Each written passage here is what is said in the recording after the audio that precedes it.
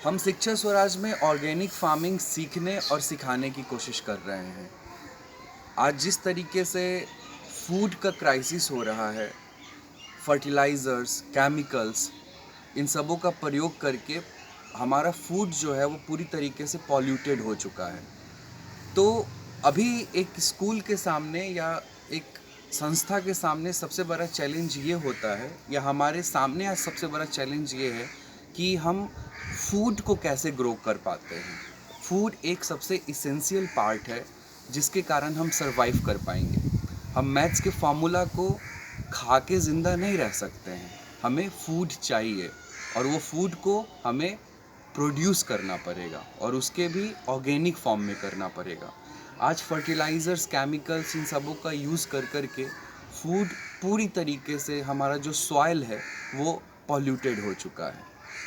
तो हम कोशिश शिक्षा स्वराज में ये भी कर रहे हैं कि बच्चों को ये भी सिखाया जाए कि बिना फर्टिलाइज़र्स और बिना केमिकल्स के हम अपने कम से कम खाना को कैसे प्रोड्यूस कर पाते हैं। हमें खाना तो चाहिए, लेकिन हम लोगों को पता ही नहीं होता कि हमें कैसे उसको उगाना है। इसी तरीके से बड़े बड़े स्कूल या बड़े बड़े कॉलेज हो गए, कहीं भी यह नहीं बताया जाता कि खाना को कैसे उगाना है। हमारे करिकुलम में फार्मिंग के लिए कोई स्थान नहीं रहता।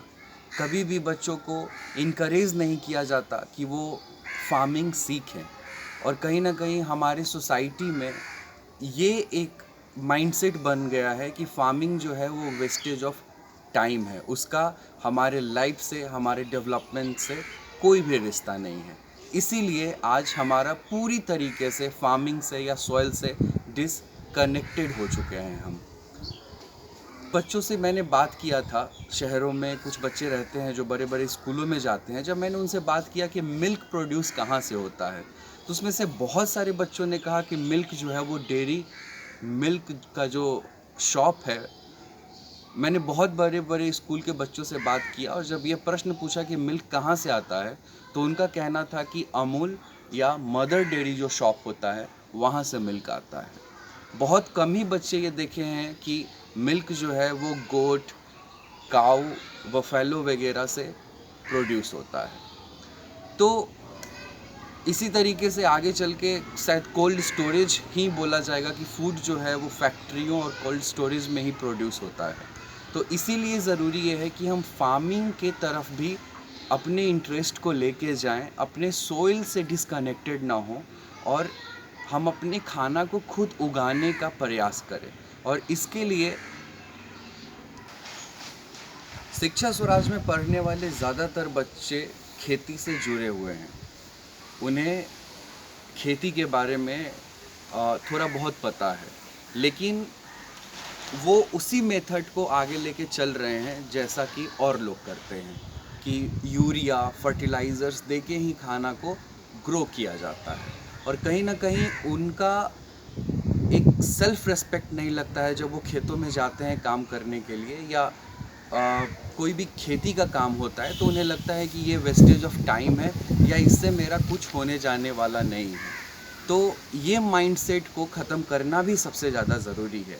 तो शिक्षा स्वराज ये कोशिश कर रहा है अपने करिकुलम में ऑर्गेनिक फार्मिंग को लाकर कि फार्मिंग को लेके भी एक जो नोशन है वो बदले, एक सेल्फ रेस्पेक्ट जो हो लोगों का, फार्मर्स का फार्मिंग के बारे में वो जनरेट हो। हम अपने फूड को जो ट्रेडिशनल मेथड है, जो ऑर्गेनिक मेथड है, उसके ज़रिए किस तरीके से हम प्रोड्यूस कर सकते हैं, बिना यूरिया, फर्टिलाइज़र्स के हम अपने खाना को कैसे बचा सकते हैं। तो शिक्षा स्वराज का ऑर्गेनिक फार्मिंग का जो मॉडल है कहीं ना कहीं इन्हीं चीज़ों से आधारित है।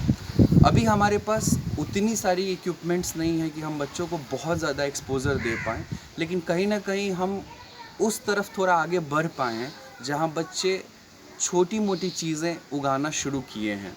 जैसे कि अपने एक छोटा सा किचन गार्डन घर के पास बनाना, अपनी छोटी छोटी चीज़ों, सब्जियों का ध्यान रखना, उसमें जो छोटे छोटे फंगस या कीड़े पड़ते हैं उससे कैसे ऑर्गेनिक वे में उसे ख़त्म किया जाए। तो कहीं ना कहीं वी आर सक्सेसफुल इन, सो कहीं ना कहीं हमें ये पता चल रहा है कि बच्चे उस चीज़ को इंटरेस्ट के साथ कर रहे हैं। और यदि आपको भी शिक्षा स्वराज के ऑर्गेनिक फार्मिंग मॉडल के बारे में और जानना है या हमें वॉलंटियर करना है तो आप हम तक जुड़ सकते हैं। Thank you.